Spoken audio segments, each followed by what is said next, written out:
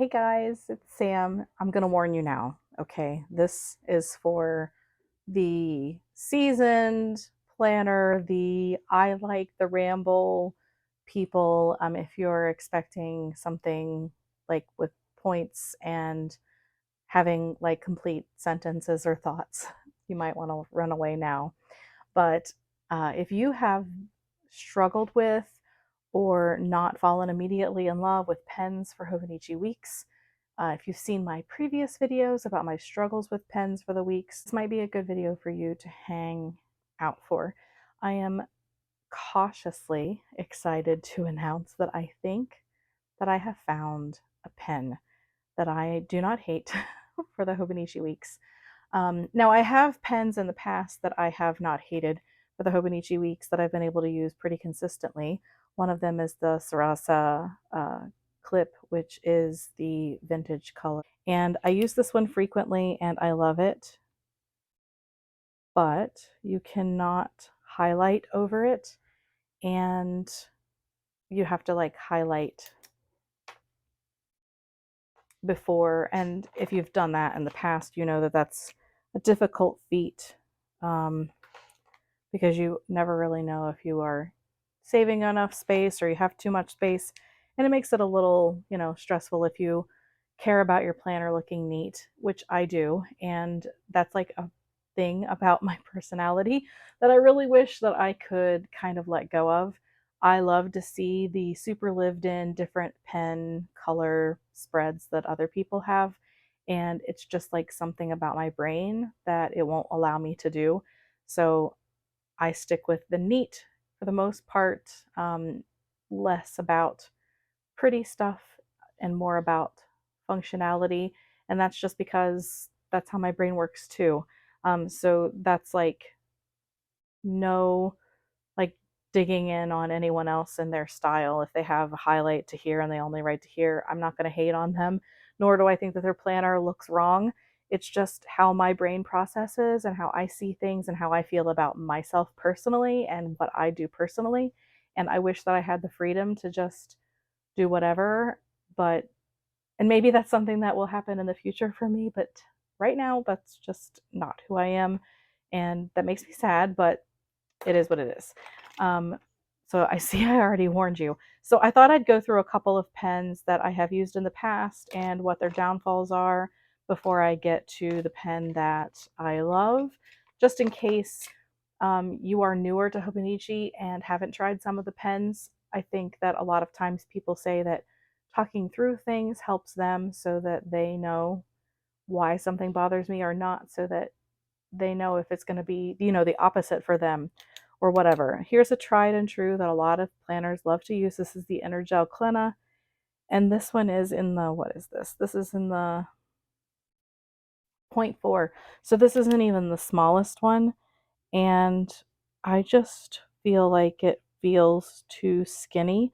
My hand can't get balance. I don't like the way my handwriting looks when I write with it.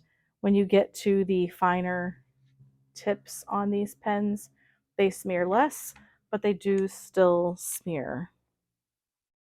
Also, you can't highlight with it right away because, again, it will smear with the highlighter. The Uniball 1 has been one that has been recommended to me over and over and over again, and I had it in a 0.5 and it was still too bold for me. This is the 0.38. And while it isn't too bold for me, and if you've been here at all in the past, I don't like pens that are like just like screaming bold, bold black ink. And I know a lot of people love that. But for me, I've used friction pens for years and it's kind of got more of a gray tone to it.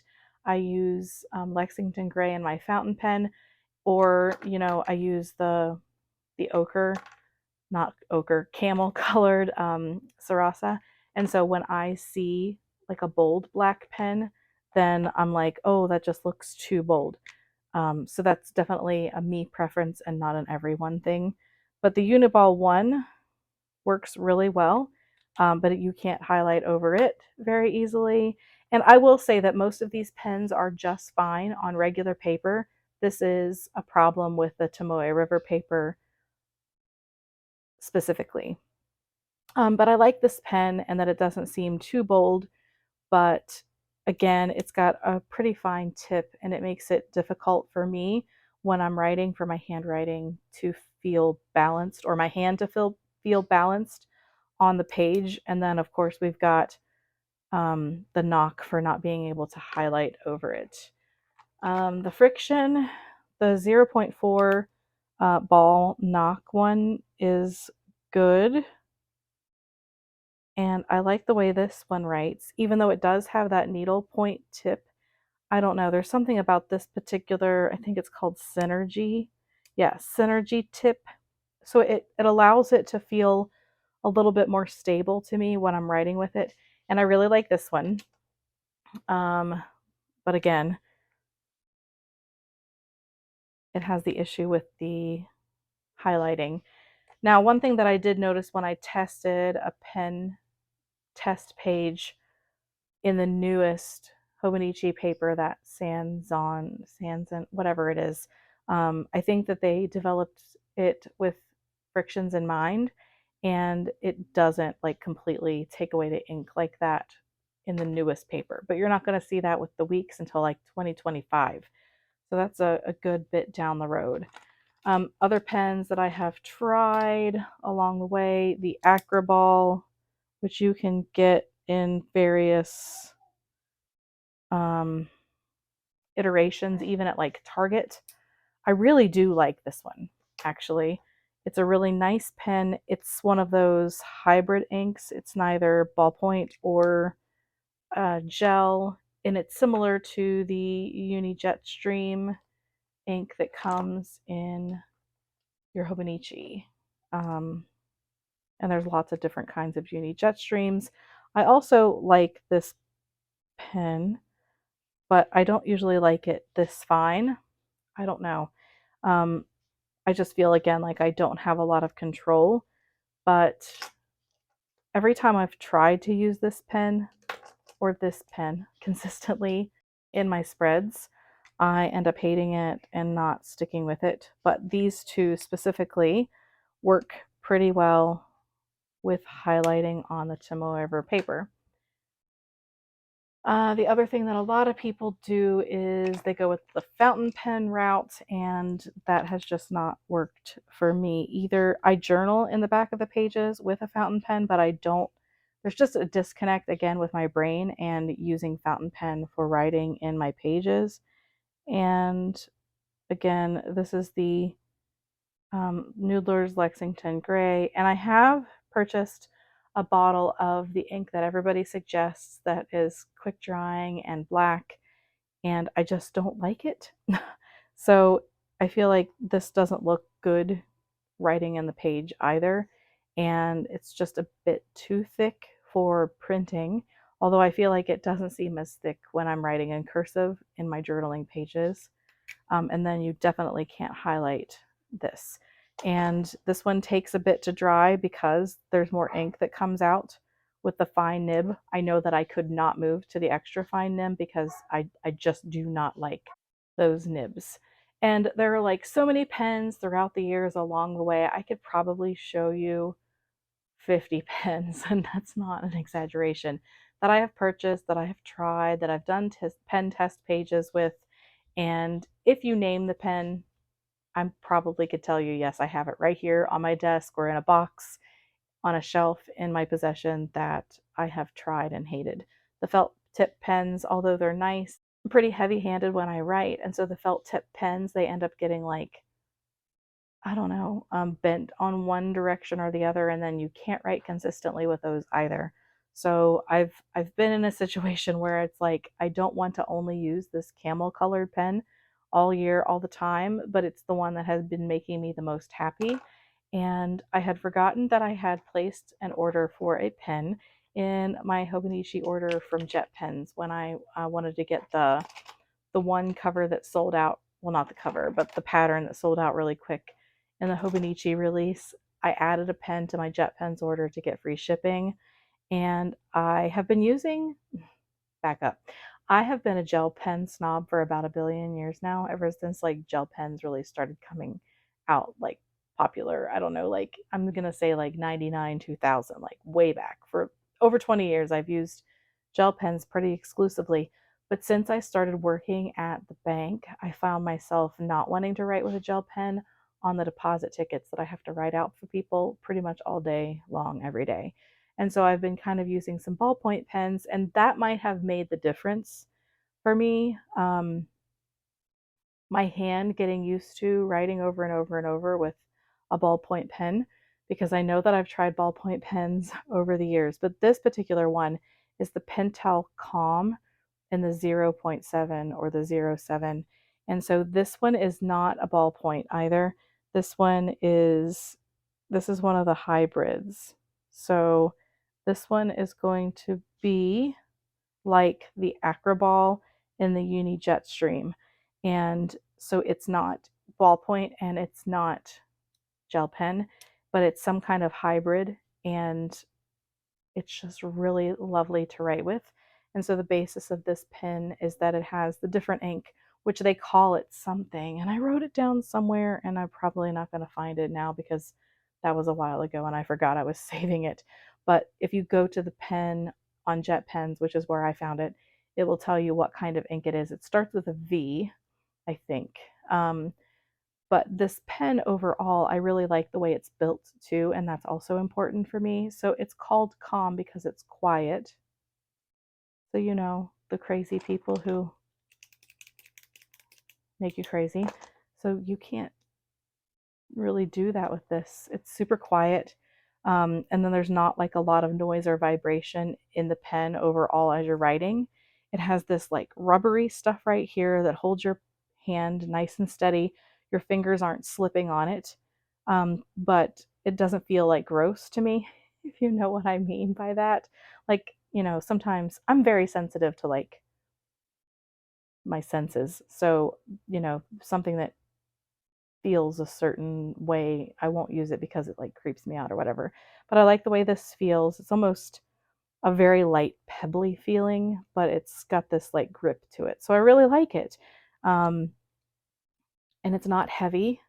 It's a plastic pen. So some people would not want to use that because it would feel cheaper to them. But I really like the way this pen writes. And this is what I'm calling it, because that's what it feels like. Now, you can't, well, you can. If you write over it, if you write and immediately go to highlight, it does have just like a little bit of like seeping to it. They do have a 0.5, which I think I'll buy and try as well, just because they're not that expensive. They're a couple bucks a piece. But if you give it, I didn't even finish the word pentel.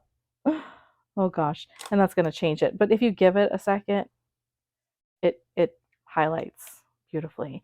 So I've been really enjoying this pen, and usually if I think that I like a pen, I'll write in the back pages and then I'll come here to this space that doesn't have the grid, and then I hate it. But I really like it, and I like it in multiple places, like on regular paper. I liked writing in it in my Bible, and then I also liked writing in it in my weeks. So I feel like I've searched far and wide for a pen for years that I felt like I could use compatibly with the Hobonichi Weeks. And, you know, I usually go around with a giant pouch of pens because I am going to get upset, feel like I need to change pens out. But this one, I think that I could just carry my like highlighter of the week and my pen with me.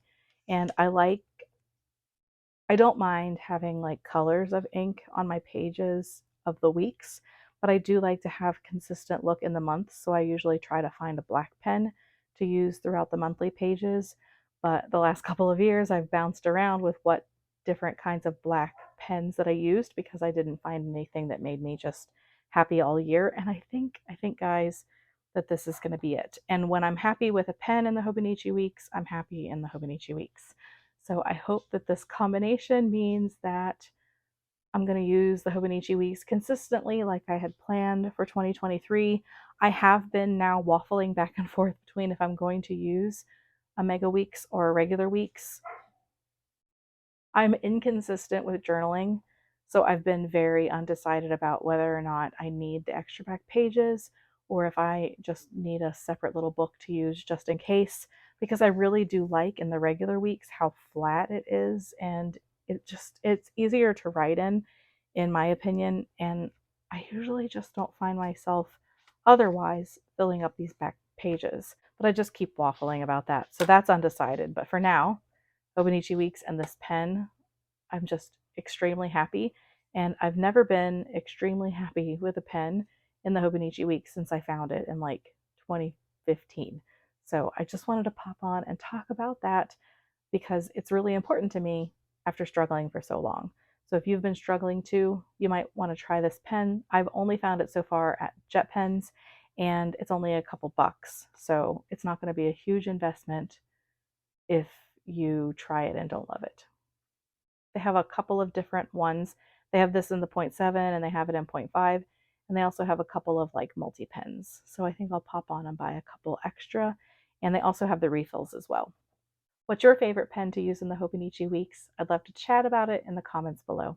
If you like this video, please give it a thumbs up. And if you're new around here and don't want to miss out on future videos, please consider subscribing. Thanks so much as always for watching, and I hope to see you again soon. Bye guys.